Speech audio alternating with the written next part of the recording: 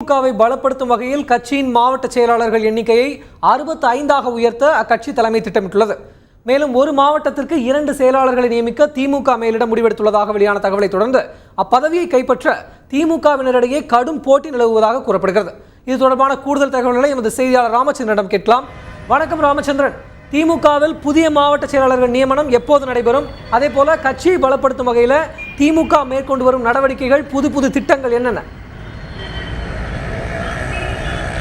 நடந்து முடிந்த மக்களவை தேர்தலில் அதிமுக மற்றும் பாரதிய ஜனதா கட்சிகளுக்கு பெரிய மகிழ்ச்சியை ஏற்படுத்தி இருந்தாலும் திமுக, காங்கிரஸ் மற்றும் மதிமுக, தேமுதிக உள்ளிட்ட கட்சிகளுக்கு பெரும் அதிர்ச்சியை ஏற்படுத்தியது.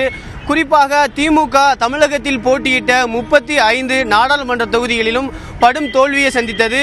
இந்த தோல்விக்கான காரணம் என்ன என்பது குறித்து திமுக தொண்டர்களிடம் கருத்து கேட்ட பொழுது திமுக சார்பில் நிறுத்தப்பட்டுள்ள வேட்பாளர்கள் சரியான வேட்பாளர்களை தேர்ந்தெடுக்கவில்லை. அது மட்டுமல்லாமல் ஒரு சிலரே ஒரு குறிப்பிட்ட மாவட்டத்தில் பல ஆண்டுகளாக மாவட்ட செயலாளராக பொறுப்பு வகிக்கின்றனர்.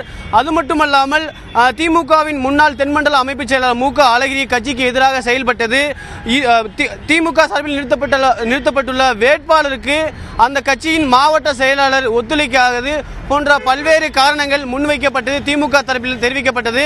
குறிப்பாக திமுகவை வலுப்படுத்துவதற்காக திமுக சார்பில் 6 பேர் கொண்ட குழுவை திமுக தலைமை நியமித்தது. குறிப்பாக திருவேங்கிடம், கல்யாண சுந்தரம் மற்றும் சச்சிதானந்தம், ராஜமாணிக்கம், முன்னாள் திமுக அமைச்சர் தங்கம் தென்னரசு, ராதாகிருஷ்ணன் உள்ளிட்ட 6 பேர் கொண்ட சீரமைப்பு குழுவை திமுக தலைமை ஏற்படுத்தியது.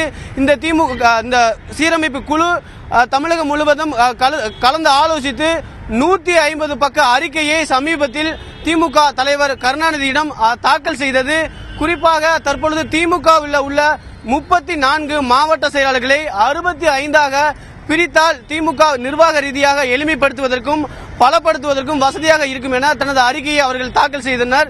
இதனையடுத்து திமுக தற்பொழுது இருக்கக்கூடிய அந்த 34 மாவட்ட செயலாளர்களை 65ஆக மாற்றுவதற்கு முடிவு செய்துள்ளது.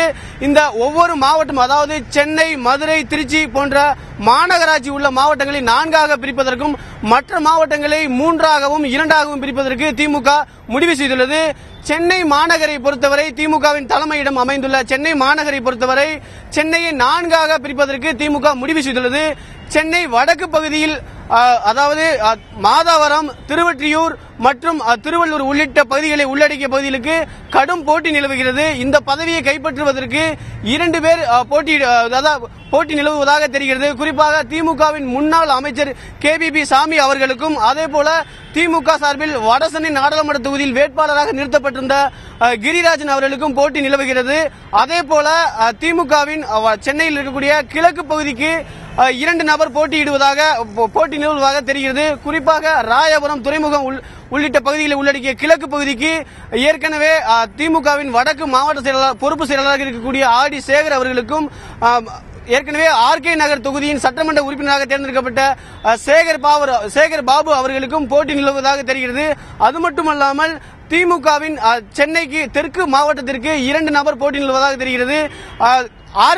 KK நகர் பகுதி செயலாளர் தனசேகரன் அவர்களுக்கும் திமுகவின், அதாவது சென்னை மாநகரத்தின் முன்னாள் மாநகர மேயர் மா சுப்பிரமணியம் அவர்களுக்கும் போட்டி நிலவுகிறது. அதே போல தெற்கு பகுதிக்கு திமுகவின் J அன்பழகுக்கு வழங்கப்படலாம் என்று தெரிகிறது.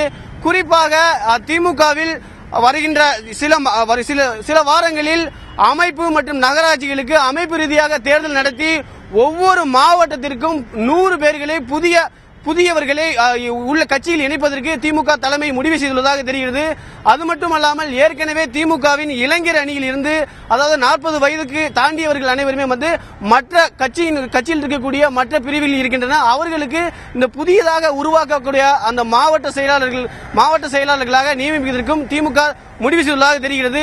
அதை பொறுத்தவரை திமுகவின் ராமநாதபுரம் மாவட்ட செயலாளர் இருக்கக்கூடிய முன்னாள் திமுக அமைச்சர் சுப தங்கவேலின் மகன் சம்பத் அவர்களுக்கும், அதே போல திண்டுக்கல் மாவட்டத்தின்